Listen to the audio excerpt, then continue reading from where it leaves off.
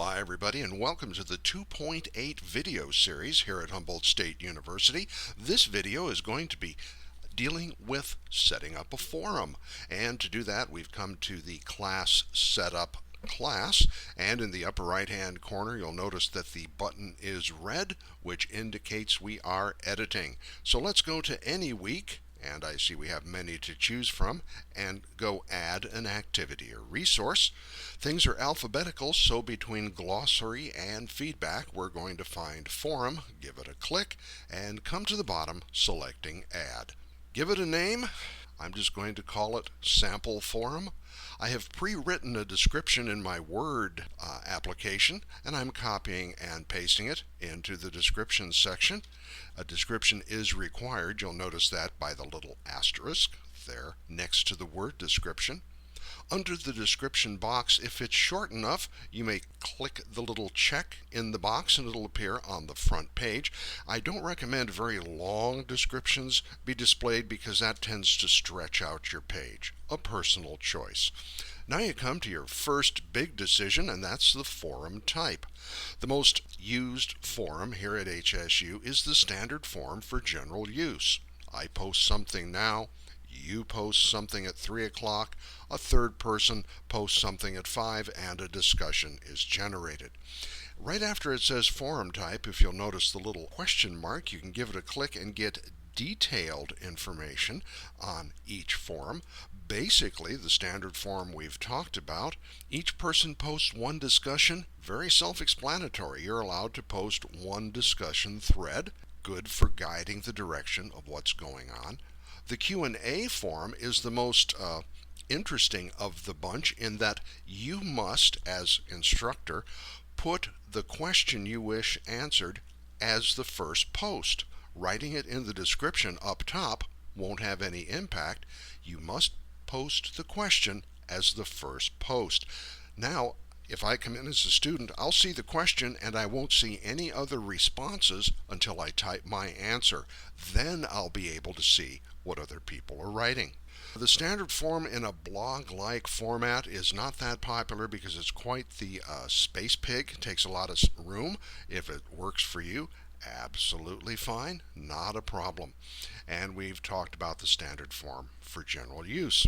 I'm going to select that. I'm going to select my attachments and word count, and really if you have anything much bigger than 500 kilobytes, maybe a megabyte, you might want to talk about using Google Drives. Moodle is not to be used for storing large documents or large uploads, and if you have for example, a large graphic, you might want to get in touch with our good friend Jeremy Kettleson at Media Services, and he can help you find a home for these overly large documents. Maximum number, the default is 9. No, I don't know why. Determine how many you would like and select it.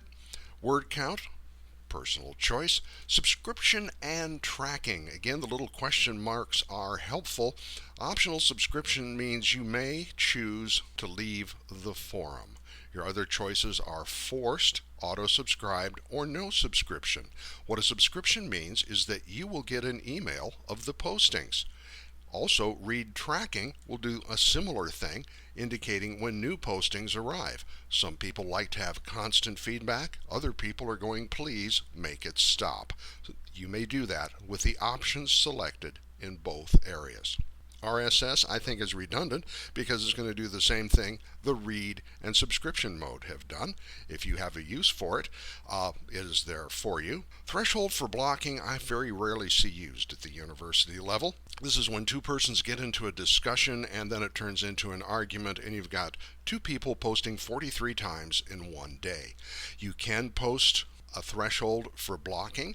If somebody posts more than 10 times, it turns them off for a day, up to a week. Turnitin, a whole self-contained checking method. There will be a separate video on how to use the Turnitin settings. There are a number of things there, including a rubric you can build. You do need to build the rubric within the Turnitin application. Grades, naturally choose the grade category, which you'll set up in your gradebook series.